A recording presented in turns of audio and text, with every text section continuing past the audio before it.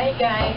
Welcome back to my YouTube channel. For today's video guys, meron na naman tayong i-unboxing. Itong in-order ko guys sa Lazada para ito dito sa niling ko guys. Huwag ko nakikita dito. Meron siya ditong inuman ng tubig kaso lang napakaliit. Umorder ako ng medyo mas malaki.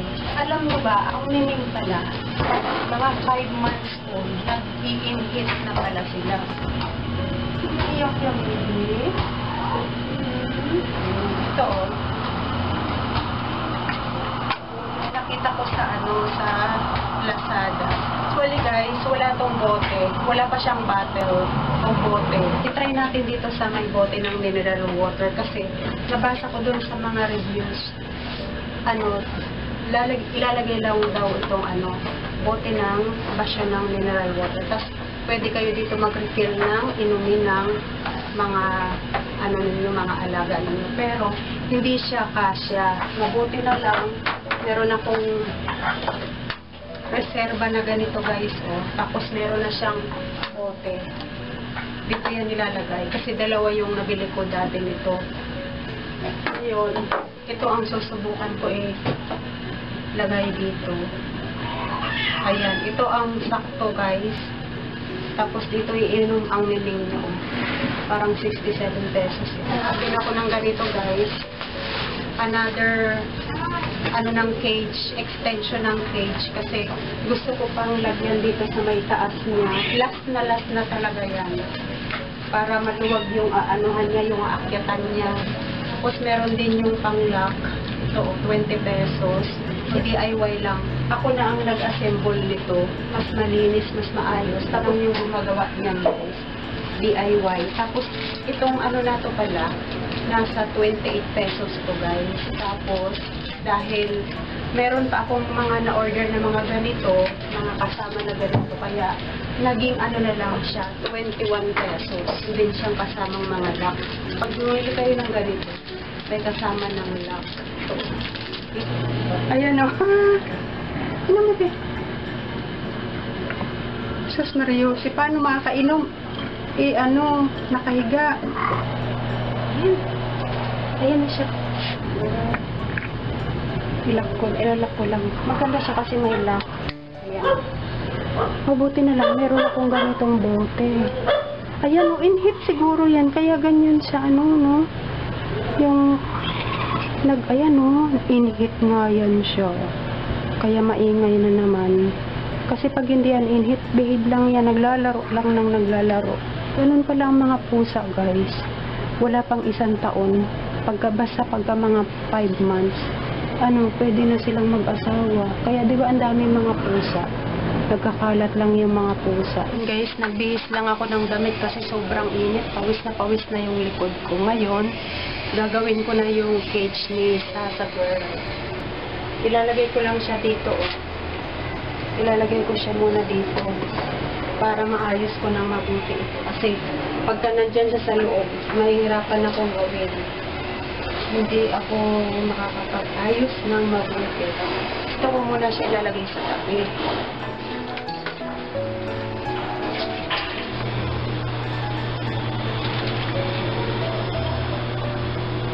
So guys, yung kulay pink na to, bali 5 kulay pink to, puro pintuan to. Pagka mayroong kulay pink siya, ibig sabihin, ito ang pintuan. 5. Kasi ito ang nauna ko in-order dati sa Lazada. Medyo namahalan kasi ako. Tapos, hindi ko alam na makakapag-expand or extension kasi ako. Makakapag-expand ako ng cage. Kaya ang ginawa ko na lang, at saka mahal kasi ito mas mahal siyang orderin isa dito sa vlog. Kaya ang ginawa ko na lang siyang pintuan. Tama-tama naman na 5 pinto yung yung ginawa ko. 1, 2, 3, 4, 5. Doon. Kaya, mas okay lang din siya na kulay pink para makikita talaga na yung kulay pink ay pinto pala. Ayan. Tapos, itong mga yung iba, puro na black. Yun ang ginawa ko yung page.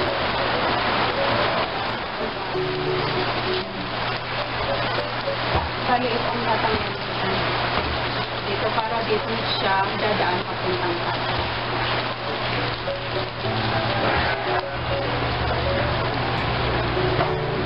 Pwede na tayo magtugtog.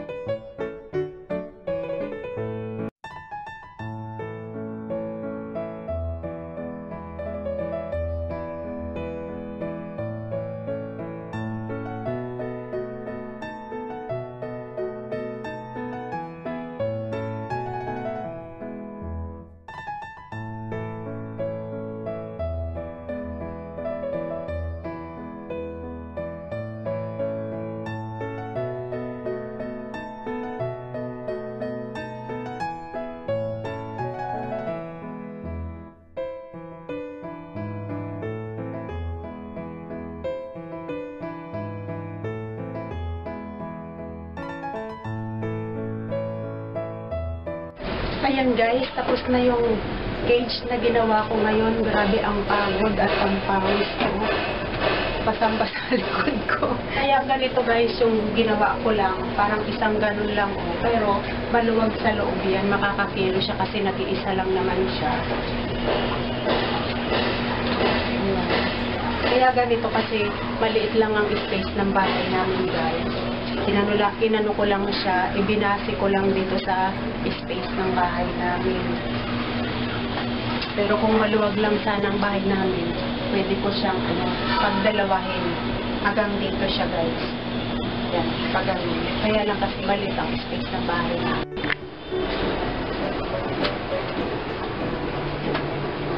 Katabi lang yung cage ng nining ko dito sa may bintana namin. Tapos pagka nakabukas yan guys, nandito lang siya. Tapos nagmamasid-masid siya, nagmamarites siya guys. Tsaka mas maganda rin kasi siya na nasa tabi ng bintana para nahanginan din siya.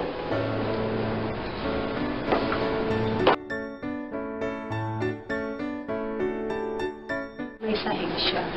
Kasi pag walang ganito, ano ang paa niya, lulusot dito sa butas.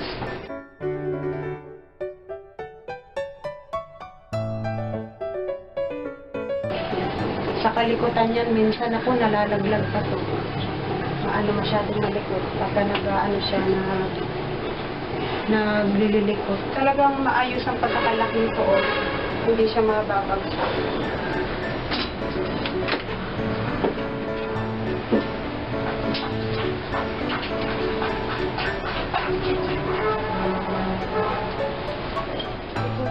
Dito ko nilalagay yung cat sand niya kasi yung cat litter kasi mapapansin niyo may takip para hindi lang masyadong maamoy.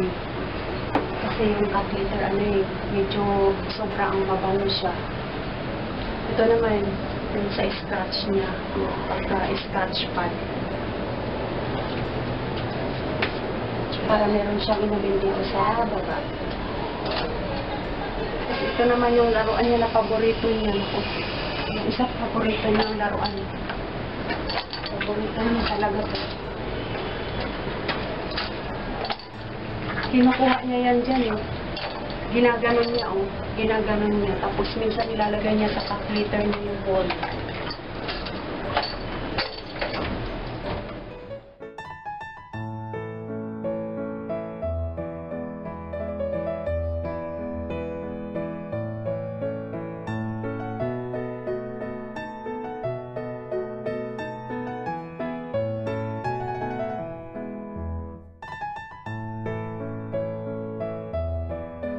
So, ayan guys, tapos na ako sa paggawa ng aking cage ng miming ko. Ngayon, titingnan naman natin ngayon kung ano ba ang magiging reaction niya sa kanyang bagong cage or hindi bagong cage, yung sa extension niya. Yung nilagay ko doon sa may taas. Ay, titingnan natin.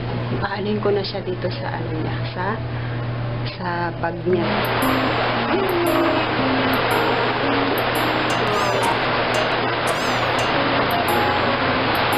Ulan.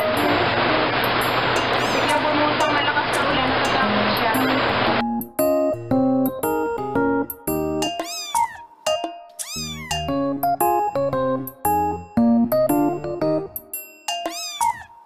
Yan ka na?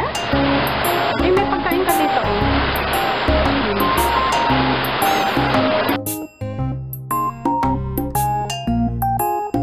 Dito Miming pwede ka magduyan dito, bebe Malaki na yan sa Raiso. 6 months mahigit na magsi 7 months. Ano na nga yan nag-i-inhit na nga siya Pero ayoko naman pag-asawahin. Ayoko. Ayan siya guys, yung sasagar ko na bulag. Pero ngayon maayos na siya. Maayos na yung Miming na yan Miming dito bebe paakyatin natin siya. Dito Ming. Akyat ka dito, bebe. Dito. Dito. Dito. Dito. Oh. Let's go. Ito, Dito, Ala. Dito ka sa duyan, Ano ko nga sa dito?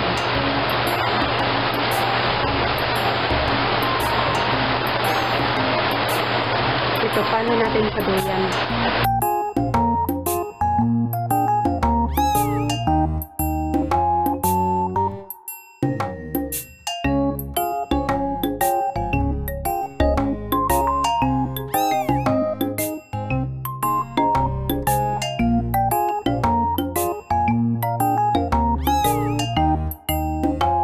Kasi inhit nga siya ngayon ngayong araw na to bakit ba kasi ganyan naglandi-landi na naman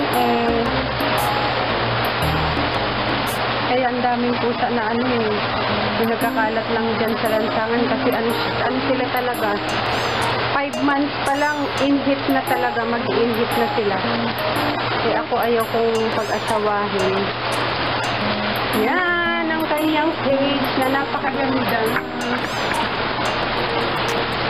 Ayan guys, nagustuhan niyo ba yung cage na Miming ko? Grabe ang pangit ko, magpapalit na ako ng damit. Ayan guys, thank you guys for watching.